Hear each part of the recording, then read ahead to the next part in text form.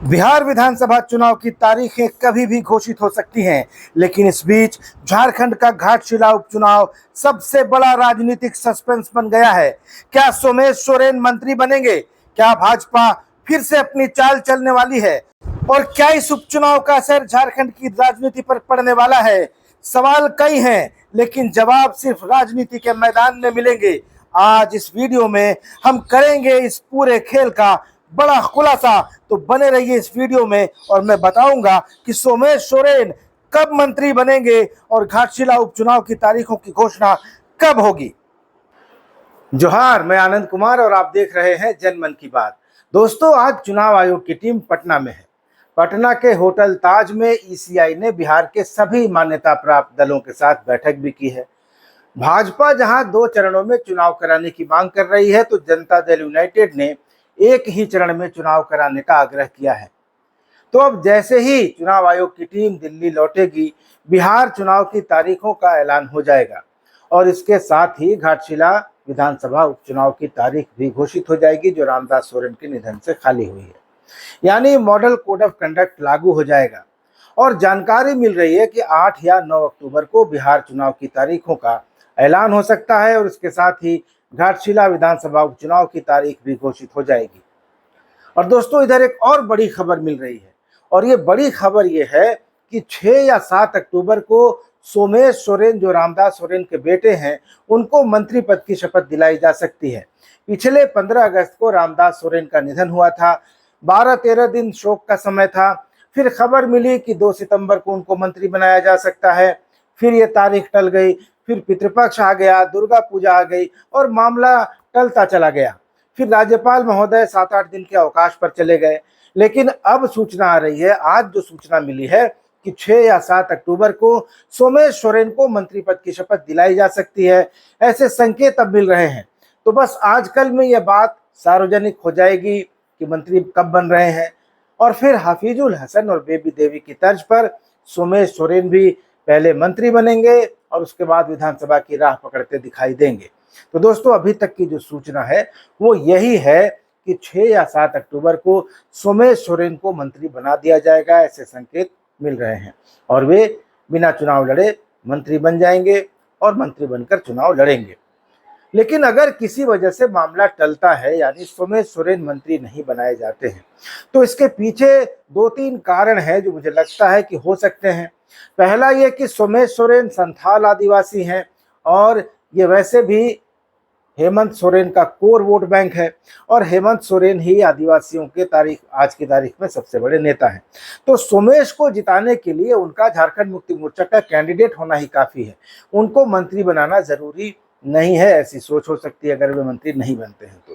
दूसरी बात यह कि हफीजुल हसन और बेबी देवी का जो उदाहरण हम लोग दे रहे थे, मैंने भी दिया अभी, कि कैसे उनको हाजी हुसैन अंसारी और जगन्नाथ महतो के निधन के बाद मंत्री बनाया गया और फिर उपचुनाव लड़ाया गया, तो वैसे ही सोमेश सोरेन को भी मंत्री बनाकर उपचुनाव में उतारा जाएगा।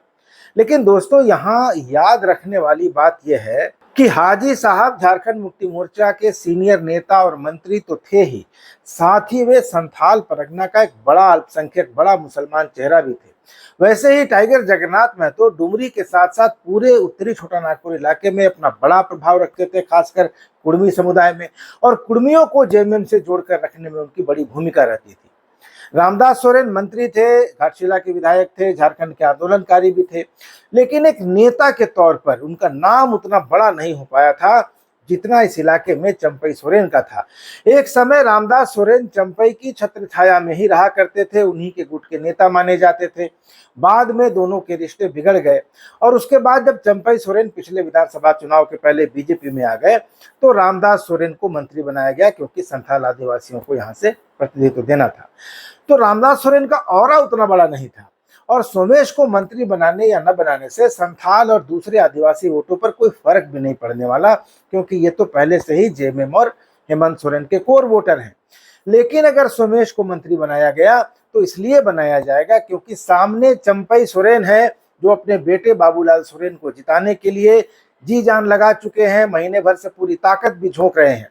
भले ही भाजपा ने अपने उम्मीदवार की घोषणा नहीं की है, लेकिन चंपई सोरेन ये मानकर चल रहे हैं कि बाबूलाल सोरेन को ही टिकट मिलेगा और इसलिए उन्होंने काफी पहले से तैयारियां शुरू कर दी हैं।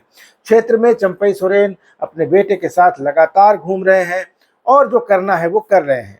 भाजपा की कितनी ताकत घाटशिला में है ये किसी से छिपा हुआ नहीं है। घाटशिला विधानसभा सीट के इतिहास में सिर्फ एक बार 2014 के चुनाव में बीजेपी जीती थी और उसमें कई फैक्टर थे दोस्तों। अर्जुन मुंडा ने लक्ष्मण टुडू को जिता दिया था जो सरायकेला की सीट से 2 बार चुनाव हार चुके थे। तब हालात अलग थे। प्रदीप बलमुचू भी एक फैक्टर होते थे। तो घाटशिला में अब भाजपा का न तो वैसा जनाधार है, न कैडर है, न संगठन उतना मजबूत है। उसके मुकाबले चंपई सोरेन और बाबूलाल सोरेन का अपना प्रभाव ही बहुत है।